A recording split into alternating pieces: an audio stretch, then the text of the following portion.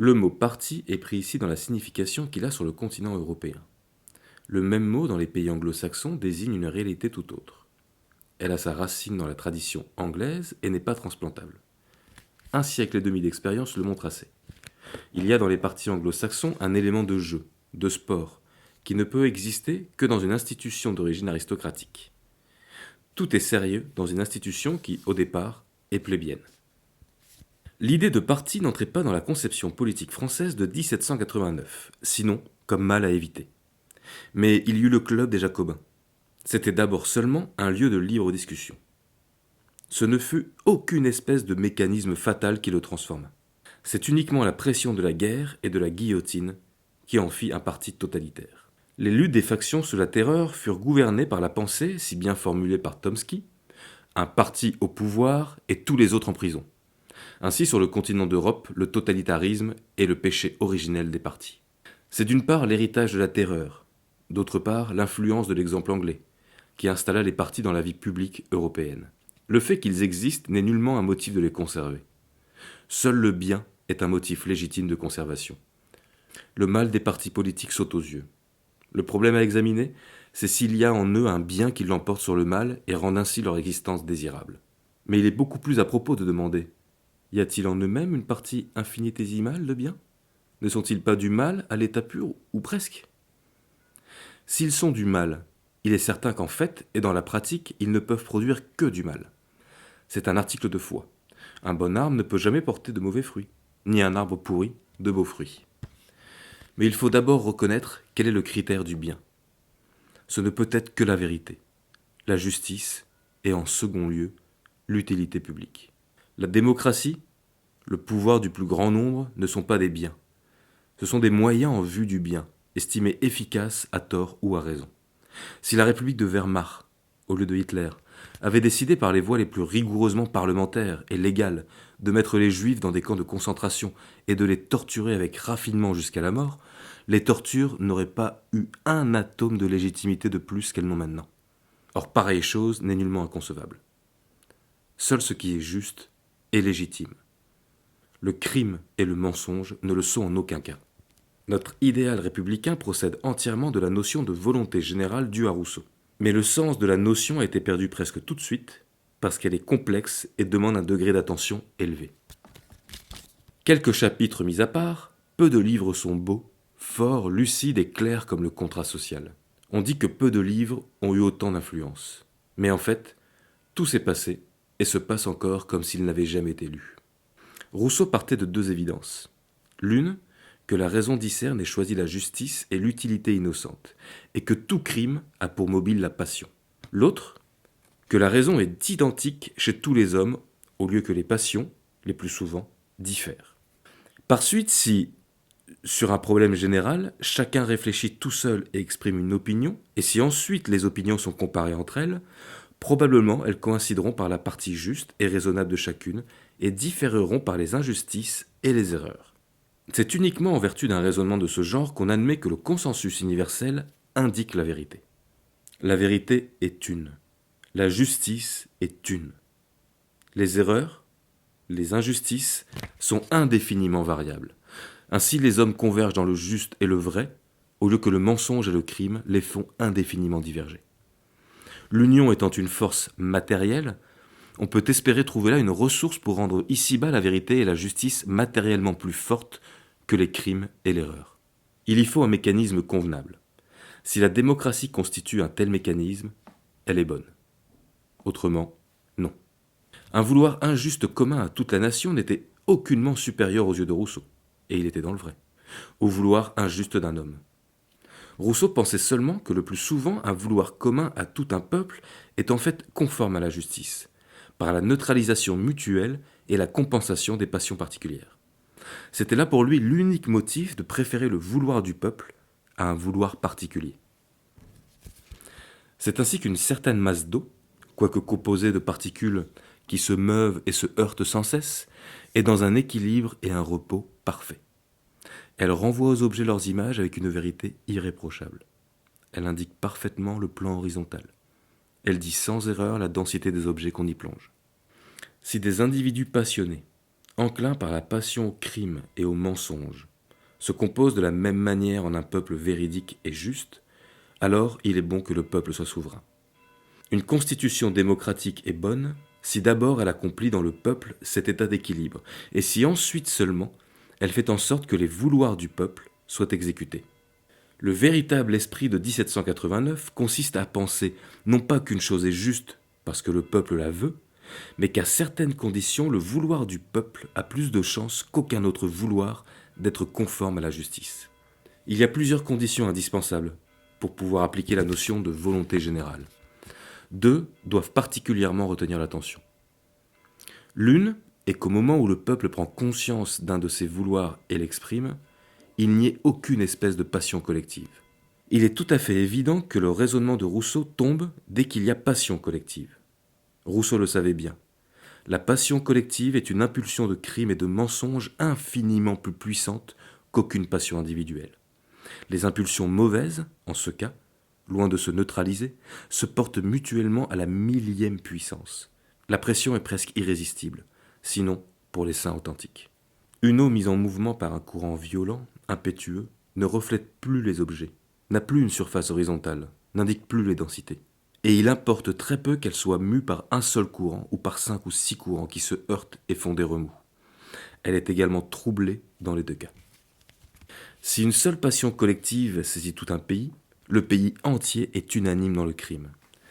Si 2 ou 4 ou 5 ou 10 passions collectives le partagent, il est divisé en plusieurs bandes de criminels. Les passions divergentes ne se neutralisent pas, comme c'est le cas pour une poussière de passions individuelles fondue dans une masse. Le nombre est bien trop petit. La force de chacun est bien trop grande pour qu'il puisse y avoir neutralisation. La lutte les exaspère. Elles se heurtent avec un bruit vraiment infernal et qui rend impossible d'entendre même une seconde la voix de la justice et de la vérité, toujours presque imperceptible. Quand il y a passion collective dans un pays, il y a probabilité pour que n'importe quelle volonté particulière soit plus proche de la justice et de la raison que la volonté générale, ou plutôt, que ce qui en constitue la caricature. La seconde condition est que le peuple ait à exprimer son vouloir à l'égard des problèmes de la vie publique, et non pas à faire seulement un choix de personne, encore moins un choix de collectivité irresponsable, car la volonté générale est sans aucune relation avec un tel choix. S'il y avait eu en 1789 une certaine expression de la volonté générale, bien qu'on eût adopté le système représentatif, faute de savoir en imaginer un autre, c'est qu'il y a eu bien d'autres choses que des élections. Tout ce qu'il y avait de vivant à travers le pays, et le pays débordé alors de vie, avait cherché à exprimer une pensée par l'organe des cahiers de revendication. Les représentants s'étaient en grande partie fait connaître au cours de cette coopération dans la pensée. Ils en gardaient la chaleur.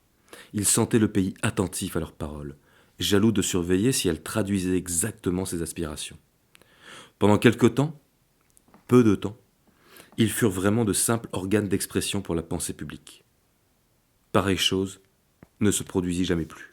Le seul énoncé de ces deux conditions montre que nous n'avons jamais rien connu qui ressemble même de loin à une démocratie. Dans ce que nous nommons de ce nom, jamais le peuple n'a l'occasion ni le moyen d'exprimer un avis sur aucun problème de la vie publique. Et tout ce qui échappe aux intérêts particuliers est livré aux passions collectives, lesquelles sont systématiquement, officiellement encouragées.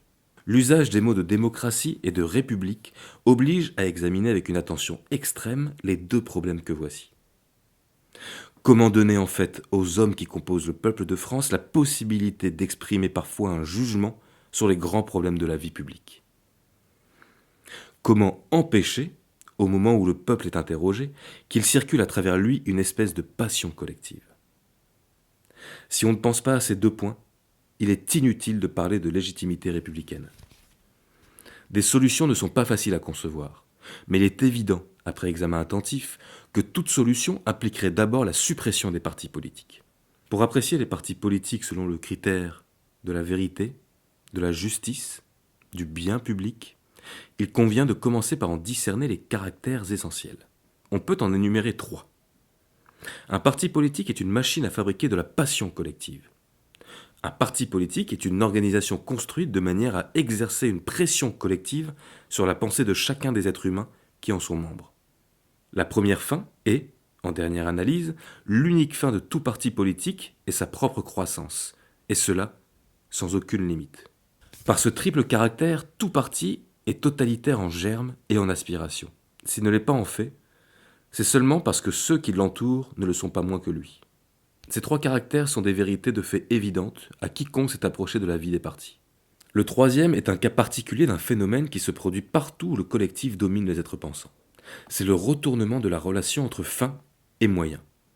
Partout, sans exception, toutes les choses généralement considérées comme des fins sont par nature, par définition, par essence et de la manière la plus évidente, uniquement des moyens. On pourrait en citer autant d'exemples qu'on voudrait dans tous les domaines. Argent, pouvoir, État, grandeur nationale, production économique, diplôme universitaire et beaucoup d'autres. Le bien seul est une fin. Tout ce qui appartient au domaine des faits est de l'ordre des moyens. Mais la pensée collective est incapable de s'élever au-dessus du domaine des faits. C'est une pensée animale. Elle n'a la notion du bien que juste assez pour commettre l'erreur de prendre tel ou tel moyen pour un bien absolu. Il en est ainsi des partis. Un parti est en principe un instrument pour servir une certaine conception du bien public. Cela est vrai même de ceux qui sont liés aux intérêts d'une catégorie sociale, car il est toujours une certaine conception du bien public en vertu de laquelle il y aurait coïncidence entre le bien public et ses intérêts. Mais cette conception est extrêmement vague. Cela est vrai sans exception et presque sans différence de degré. Les partis les plus inconsistants et les plus strictement organisés sont égaux par la vague de la doctrine. Aucun homme, si profondément qu'il ait étudié la politique, ne serait capable d'un exposé précis et clair relativement à la doctrine d'aucun parti, y compris, le cas échéant, le sien propre. Les gens ne s'avouent guère cela à eux-mêmes. S'ils se l'avouaient, ils seraient naïvement tentés d'y voir une marque d'incapacité personnelle, faute d'avoir reconnu que l'expression « doctrine d'un parti politique » ne peut jamais, par la nature des choses, avoir aucune signification. Un homme passa-t-il sa vie à écrire et à examiner des problèmes d'idées, n'a que très rarement une doctrine. Une collectivité n'en a jamais. Ce n'est pas une marchandise collective. On peut parler, il est vrai, de doctrine chrétienne, doctrine hindoue, doctrine pythagorienne, et ainsi de suite. Ce qui est alors désigné par ce mot n'est ni individuel ni collectif. C'est une chose située infiniment au-dessus de l'un et l'autre domaine.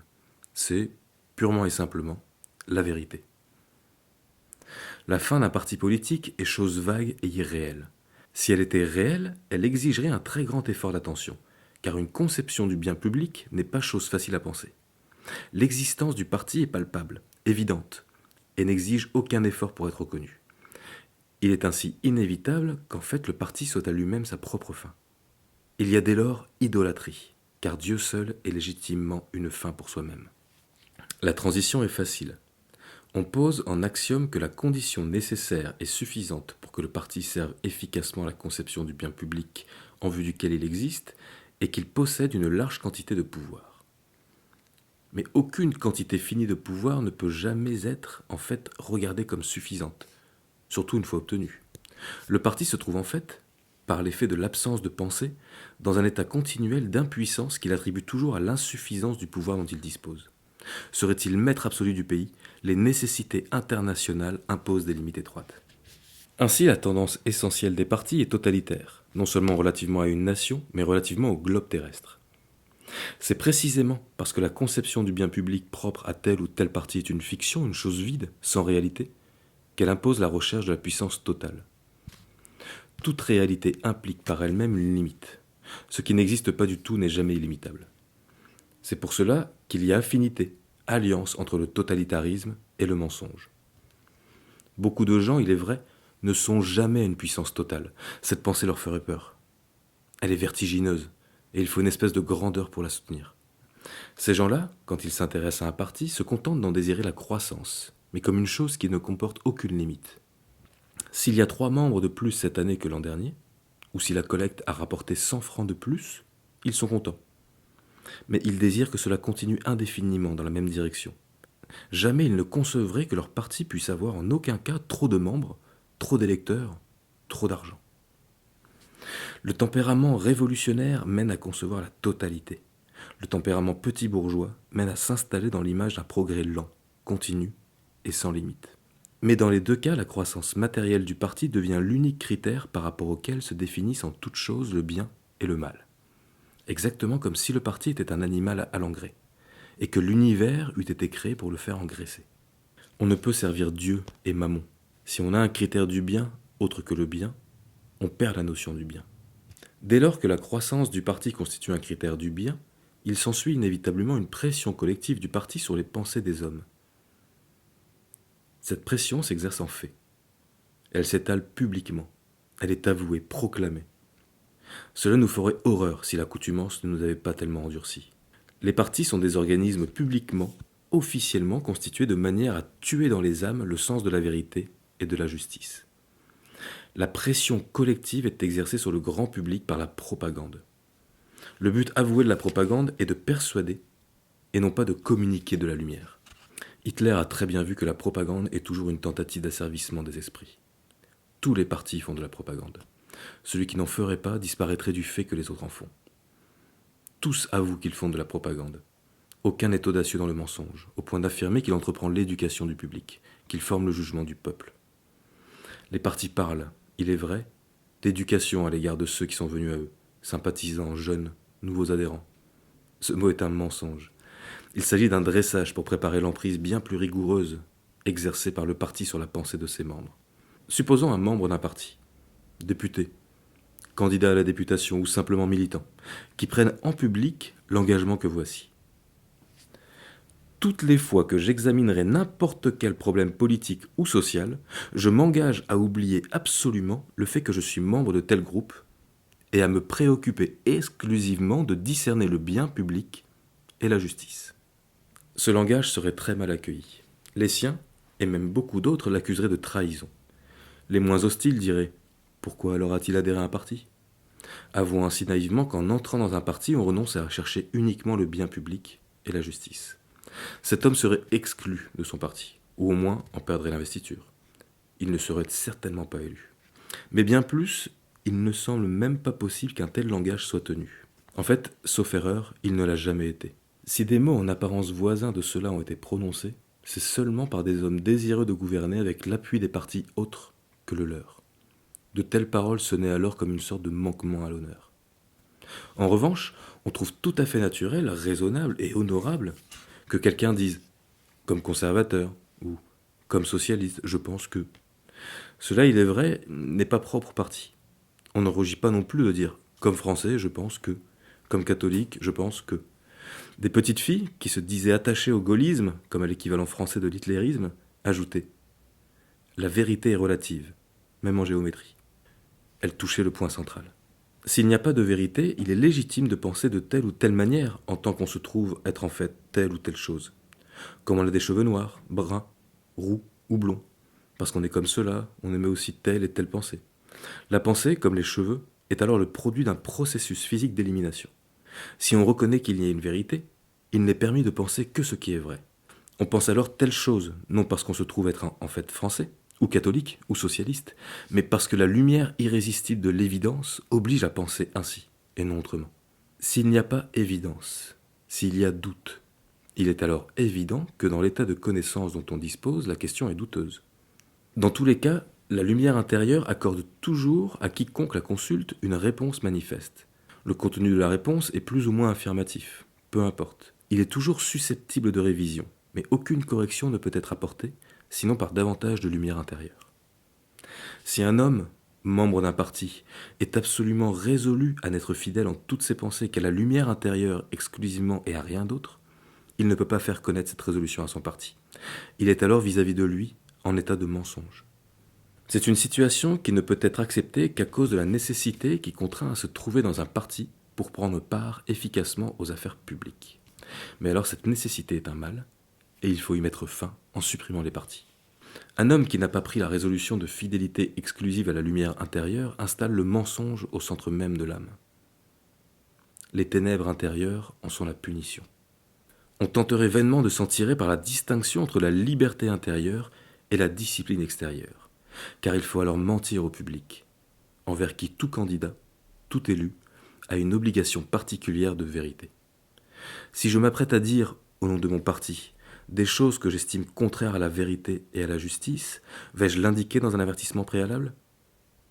Si je ne le fais pas, je mens. De ces trois formes de mensonge, Au parti, au public, à soi-même, la première est de loin la moins mauvaise. Mais si l'appartenance à un parti contraint toujours, en tout cas, au mensonge, l'existence des partis est absolument, inconditionnellement un mal. Il était fréquent de voir dans des annonces de réunion, Monsieur X exposera le point de vue communiste sur le problème qui est l'objet de la réunion. Monsieur Y exposera le point de vue socialiste. Monsieur Z exposera le point de vue radical. Comment ces malheureux s'y prenaient-ils pour connaître le point de vue qu'ils devaient exposer? Qui pouvaient-ils consulter? Quel oracle? Une collectivité n'a pas de langue, ni de plume. Les organes d'expression sont tous individuels. La collectivité socialiste ne réside en aucun individu. La collectivité radicale non plus. La collectivité communiste réside en Staline, mais il est loin. On ne peut pas lui téléphoner avant de parler dans une réunion. Non, messieurs X, Y et Z se consultaient eux-mêmes. Mais comme ils étaient honnêtes, ils se mettaient d'abord dans un état mental spécial. Un état semblable à celui où les avait mis si souvent l'atmosphère des milieux communistes, socialistes, radicales. Si, s'étant mis dans cet état, on se laisse aller à ses réactions, on produit naturellement un langage conforme au point de vue communiste, socialiste, radical. À condition, bien entendu, de s'interdire rigoureusement tout effort d'attention en vue de discerner la justice et la vérité. Si on accomplissait un tel effort, on risquerait, comble d'horreur, d'exprimer un point de vue personnel.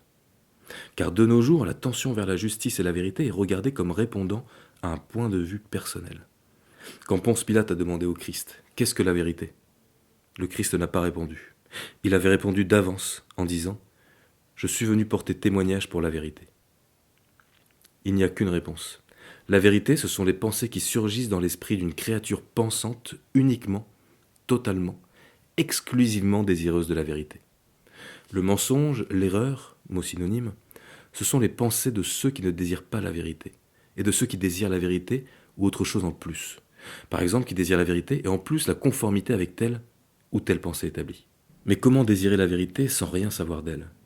C'est là le mystère des mystères.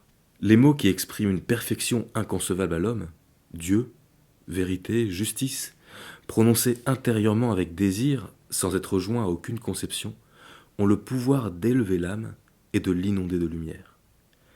C'est en désirant la vérité avide et sans tenter d'en deviner d'avance le contenu qu'on reçoit la lumière. C'est là tout le mécanisme de l'attention.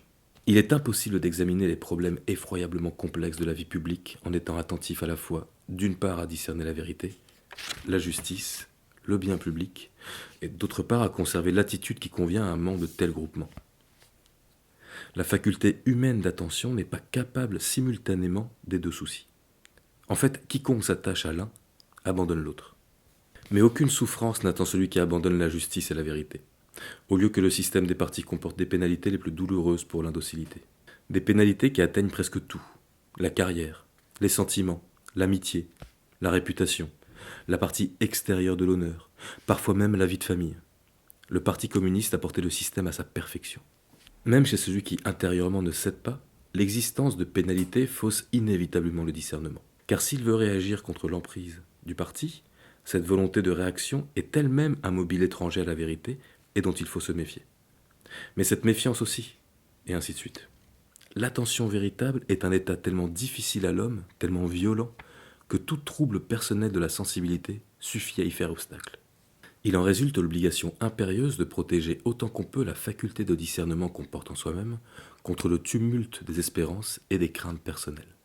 Si un homme fait des calculs numériques très complexes en sachant qu'il sera fouetté toutes les fois qu'il obtiendra comme résultat un nombre pair, sa situation est très difficile.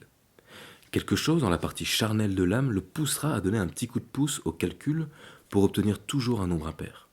En voulant réagir, il risquera de trouver un nombre pair même là où il n'en faut pas. Prise dans cette oscillation, son attention n'est plus intacte. Si les calculs sont complexes au point d'exiger de sa part la plénitude de l'attention, il est inévitable qu'il se trompe très souvent. Il ne servira à rien qu'il soit très intelligent, très courageux, très soucieux de vérité. Que doit-il faire? C'est très simple. S'il peut échapper des mains de ces gens qui le menacent du fouet, il doit fuir. S'il a pu éviter de tomber entre leurs mains, il devait l'éviter. Il en est exactement ainsi des partis politiques. Quand il y a des partis dans un pays, il en résulte tôt ou tard un état de fait tel qu'il est impossible d'intervenir efficacement dans les affaires publiques sans entrer dans un parti et jouer le jeu. Quiconque s'intéresse à la chose publique désire s'y intéresser efficacement. Ainsi, ceux qui inclinent au souci du bien public, ou renoncent à y penser, et se tournent vers autre chose, ou passent par le laminoir des partis. En ce cas aussi, il leur vient des soucis qui excluent celui du bien public. Les partis sont un merveilleux mécanisme, par la vertu duquel, dans toute l'étendue d'un pays, pas un esprit ne donne son attention à l'effort de discerner dans les affaires publiques le bien, la justice, la vérité. Il en résulte que, sauf un très petit nombre de coïncidences fortuites, il n'est décidé et exécuté que des mesures contraires au bien public, à la justice et à la vérité. Si on confiait au diable l'organisation de la vie publique, il ne pourrait rien imaginer de plus ingénieux. Si la réalité a été un peu moins sombre, c'est que les partis n'avaient pas encore tout dévoré. Mais en fait, a-t-elle été un peu moins sombre? N'était-elle pas exactement aussi sombre que le tableau esquissé ici? L'événement ne l'a-t-il pas montré? Il faut avouer que le mécanisme d'oppression spirituelle et mentale propre au parti a été introduit dans l'histoire par l'Église catholique, dans sa lutte contre l'hérésie. Un converti qui entre dans l'Église, ou un fidèle qui délibère avec lui-même et résout d'y demeurer, a aperçu dans le dogme du vrai et du bien. Mais en franchissant le seuil, il professe du même coup n'être pas frappé par les anathémacites, c'est-à-dire accepter en bloc tous les articles dits de foi stricte. Ces articles, il ne les a pas étudiés. Même avec un haut degré d'intelligence et de culture, une vie entière ne suffirait pas à cette étude, vu qu'elle implique celle des circonstances historiques de chaque condamnation. C'est pourquoi saint Thomas ne veut soutenir ces affirmations que par l'autorité de l'Église, à l'exclusion de tout autre argument. Car, dit-il, il n'en faut pas davantage pour ceux qui l'acceptent, et aucun argument ne persuaderait ceux qui la refusent. Ainsi, la lumière intérieure de l'évidence, cette faculté de discernement accordée d'en haut à l'âme humaine comme réponse au désir de vérité, est mise au rebut, condamnée aux tâches serviles, comme de faire des additions, exclue de toute recherche relative à la destinée spirituelle de l'homme. Le mobile de la pensée n'est plus le désir inconditionné, non défini de la vérité, mais le désir de la conformité avec un enseignement établi d'avance. Que l'Église fondée par le Christ ait ainsi dans une si large mesure étouffé l'esprit de vérité, et si, malgré l'Inquisition, elle ne l'a pas fait totalement, c'est que la mystique offrait un refuge sûr. C'est une ironie tragique. On l'a souvent remarqué, mais on a moins remarqué une autre ironie tragique. C'est que le mouvement de révolte contre l'étouffement des esprits sous le régime inquisitorial a pris une orientation telle qu'il a poursuivi l'œuvre d'étouffement des esprits. La réforme et l'humanisme de la Renaissance, double produit de cette révolte, ont largement contribué à susciter, après 3 siècles de maturation, l'esprit de 1789. Il en est résulté, après un certain délai, notre démocratie fondée sur le jeu des partis, dont chacun est une petite église profane armée de la menace d'excommunication. L'influence des partis a contaminé toute la vie mentale de notre époque. Un homme qui adhère à un parti a vraisemblablement aperçu dans l'action et la propagande de ce parti des choses qui lui ont paru justes et bonnes. Mais il n'a jamais étudié la position du parti relativement à tous les problèmes de la vie publique. En entrant dans le parti, il accepte des positions qu'il ignore. Ainsi, il soumet sa pensée à l'autorité du parti. Quand, peu à peu, il connaîtra ses positions, il les admettra sans examen. C'est exactement la situation de celui qui adhère à l'orthodoxie catholique conçue comme fait saint Thomas. Si un homme disait, en demandant sa carte de membre, « Je suis d'accord avec le parti sur tel point, je n'ai pas étudié ses autres positions et je réserve entièrement mon opinion tant que je n'en aurais pas fait l'étude. » On le prierait sans doute de repasser plus tard. Mais en fait, sauf exception très rare, un homme qui entre dans un parti adopte docilement l'attitude d'esprit qu'il exprimera plus tard par les mots « comme monarchiste », comme socialiste, je pense que... C'est tellement confortable, car c'est ne pas penser. Il n'y a rien de plus confortable que de ne pas penser. Quant au troisième caractère des partis, à savoir qu'ils sont des machines à fabriquer de la passion collective, il est si visible qu'il n'a pas à être établi. La passion collective est l'unique énergie dont disposent les partis pour la propagande extérieure et pour la pression exercée sur l'âme de chaque membre. On avoue que l'esprit de parti aveugle rend sourd à la justice, pousse même d'honnêtes gens à l'acharnement le plus cruel contre des innocents. On l'avoue, mais on ne pense pas à supprimer les organismes qui fabriquent de tels esprits. Cependant, on interdit les stupéfiants. Il y a quand même des gens adonnés aux stupéfiants. Mais il y en aurait davantage si l'État organisait la vente de l'opium et de la cocaïne dans tous les bureaux de tabac, avec affiches de publicité pour encourager les consommateurs. La conclusion, c'est que l'institution des partis semble bien constituée du mal à peu près sans mélange. Ils sont mauvais dans leurs principes, et pratiquement leurs effets sont mauvais. La suppression des partis serait du bien presque pur. Elle est éminemment légitime en principe et ne paraît susceptible pratiquement que de bons effets.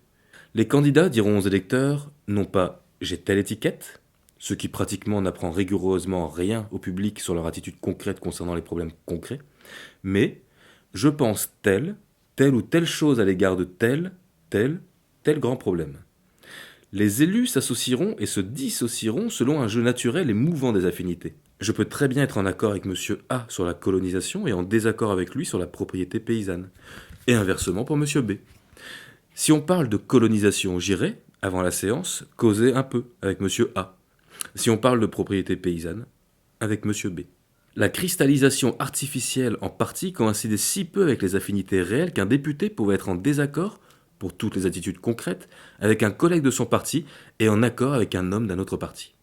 Combien de fois en Allemagne, en 1932, un communiste et un nazi, discutant dans la rue, ont été frappés de vertige mental en constatant qu'ils étaient d'accord sur tous les points. Hors du Parlement, comme il existerait des revues d'idées, il y aurait tout naturellement autour d'elles des milieux. Mais ces milieux devraient être maintenus à l'état de fluidité. C'est la fluidité qui distingue du parti un milieu d'affinité et l'empêche d'avoir une influence mauvaise. Quand on fréquente amicalement celui qui dirige telle revue, ceux qui écrivent souvent, quand on y écrit soi-même, on sait qu'on est en contact avec le milieu de cette revue. Mais on ne sait pas soi-même si on en fait partie. Il n'y a pas de distinction nette entre le dedans et le dehors. Plus loin, il y a ceux qui lisent la revue et connaissent un ou deux de ceux qui y écrivent. Plus loin, les lecteurs réguliers qui y puisent une inspiration. Plus loin, les lecteurs occasionnels. Mais personne ne songerait à penser ou à dire, en tant que lié à telle revue, je pense que. Quand des collaborateurs à une revue se présentent aux élections, il doit leur être interdit de se réclamer de la revue. Il doit être interdit à la revue de leur donner une investiture ou d'aider directement ou indirectement leur candidature, ou même d'en faire mention. Tout groupe d'amis de telle revue devrait être interdit. Si une revue empêche ses collaborateurs, sous peine de rupture, de collaborer avec d'autres publications, quelles qu'elles soient, elle doit être supprimée dès que le fait est prouvé. Ceci implique un régime de la presse rendant impossible les publications auxquelles il est déshonorant de collaborer. Toutes les fois qu'un milieu tentera de se cristalliser en donnant un caractère défini à la qualité de membre, il y aura répression pénale quand le fait semblera établi. Bien entendu, il y aura des partis clandestins, mais leurs membres auront mauvaise conscience. Ils ne pourront plus faire profession publique de servilité d'esprit. Ils ne pourront faire aucune propagande au nom du parti. Le parti ne pourra plus les tenir dans un réseau sans issue d'intérêt, de sentiments et d'obligations. Toutes les fois qu'une loi est impartiale, équitable et fondée sur une vue de bien public facilement assimilable pour le peuple, elle affaiblit tout ce qu'elle interdit. Elle affaiblit du fait seul qu'elle existe et indépendamment des mesures répressives qui cherchent à en assurer l'application. Cette majesté intrinsèque de la loi est un facteur de la vie publique qui est oublié depuis longtemps et dont il faut faire usage. Il semble n'y avoir dans l'existence de partis clandestins aucun inconvénient qui ne se trouve à un degré bien plus élevé du fait des partis légaux. D'une manière générale, un examen attentif ne semble laisser voir à aucun égard aucun inconvénient d'aucune espèce attaché à la suppression des partis. Par un singulier paradoxe, les mesures de ce genre, qui sont sans inconvénient, sont en fait celles qui ont le moins de chances d'être décidées. On se dit, si c'était si simple, pourquoi est-ce que cela n'aura pas été fait depuis longtemps ? Pourtant, généralement, les grandes choses sont faciles et simples. Celle-ci étendrait sa vertu d'assainissement bien au-delà des affaires publiques, car l'esprit de parti en était arrivé à tout contaminer. Les institutions qui déterminent le jeu de la vie publique influencent toujours dans un pays la totalité de la pensée à cause du prestige du pouvoir. On en est arrivé à ne presque plus penser, dans aucun domaine, qu'en prenant position pour ou contre une opinion. Ensuite, on cherche des arguments, selon le cas, soit pour, soit contre. C'est exactement la transposition de l'adhésion à un parti. Comme dans les partis politiques, il y a des démocrates qui admettent plusieurs partis, de même, dans le domaine des opinions, les gens larges reconnaissent une valeur des opinions avec lequel ils se disent en désaccord. C'est avoir complètement perdu le sens même du vrai et du faux. D'autres, ayant pris position pour une opinion, ne consentent à examiner rien qui lui soit contraire. C'est la transposition de l'esprit totalitaire. Quand Einstein vint en France, tous les gens du milieu, plus ou moins intellectuels, y compris les savants eux-mêmes, se divisèrent en deux camps, pour et contre. Toute pensée scientifique nouvelle a dans les milieux scientifiques ses partisans et ses adversaires animés les uns et les autres, à un degré regrettable, de l'esprit de parti. Il y a d'ailleurs dans ces milieux des tendances, des coteries à l'état plus ou moins cristallisé. Dans l'art et la littérature, c'est bien plus visible encore. Cubisme et surréalisme ont été des espèces de partis. Pour avoir un nom, il était utile d'être entouré d'une bande d'admirateurs animés de l'esprit de parti. De même, il n'y avait pas de grande différence entre l'attachement à un parti et l'attachement à une église, ou bien à l'attitude antireligieuse. On était pour ou contre la croyance en Dieu, pour ou contre le christianisme, et ainsi de suite. On en est arrivé, en matière de religion, à parler de militants. Même dans les écoles, on ne sait plus stimuler autrement la pensée des enfants qu'en les invitant à prendre parti pour ou contre. On leur cite une phrase de grand auteur et on leur dit « Êtes-vous d'accord ou non ?» Développez vos arguments. À l'examen, les malheureux, devant avoir fini leur dissertation au bout de 3 heures, ne peuvent passer plus de 5 minutes à se demander s'ils sont d'accord. Et il serait si facile de leur dire « Méditez ce texte et exprimez des réflexions qui vous viennent à l'esprit. » Presque partout, et même souvent pour des problèmes purement techniques, l'opération de prendre parti, de prendre position pour ou contre, s'est substituée à l'obligation de la pensée. C'est là une lèpre qui a pris origine dans les milieux politiques et s'est étendue, à travers tout le pays, presque à la totalité de la pensée. Il est douteux qu'on puisse remédier à cette lèpre qui nous tue, sans commencer par la suppression des partis politiques. Simone Veil, note sur la suppression générale des partis politiques.